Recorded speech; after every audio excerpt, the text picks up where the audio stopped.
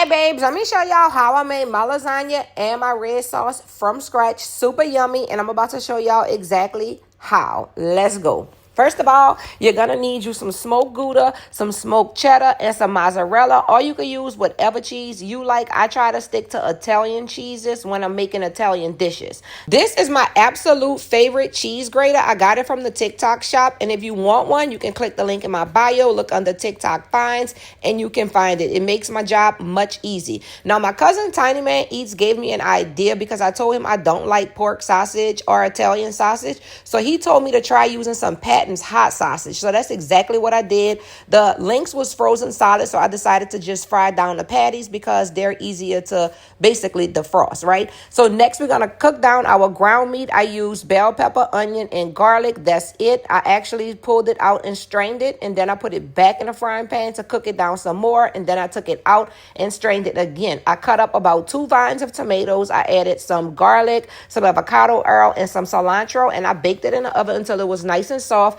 And then I grinded it up in the blender just to mix it up, right? So after I pulled my red sauce out, I realized that it was too liquidy. So I decided to make a little quick roux just to thicken it up a little bit. So I used some butter and I used a couple pinches of flour, and I just cooked it until I thought it was ready, and then added the red sauce to it and let it cook down a little bit more so that it can thicken up. I also seasoned it very well, and I added the sugar because who don't add sugar to their red sauce? All right, now let's start layering down the lasagna. Of course, I'm going in with my lasagna shells first. I think I only was able to do like 2 layers. Then I'm going to add the meat to it. Next, we're going to add the red sauce. We're going to layer it just like that. And then we're going to go in with a little bit of the cheeses. Oh, and I did use some fresh mozzarella. I did slice it off camera. This was really easy to make, y'all. It was a bit time consuming. Oh, and I mixed a little heavy whipping cream with my ricotta just to loosen it up a little bit.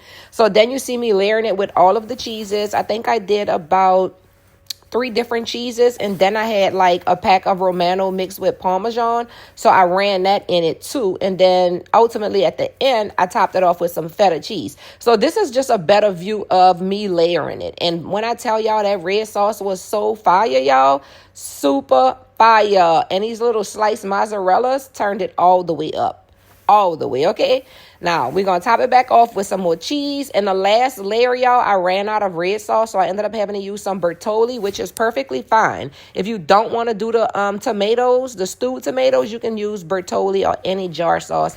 Perfectly fine, super fire. What's up with it, though? Baton Rouge, we're coming to see y'all this Wednesday. We're giving y'all 20% off. And Dallas, Fort Worth, Arlington, and Shreveport, we come and see y'all this weekend. And I'm trying to figure out who else, because we got one more day. Let me know in the comments.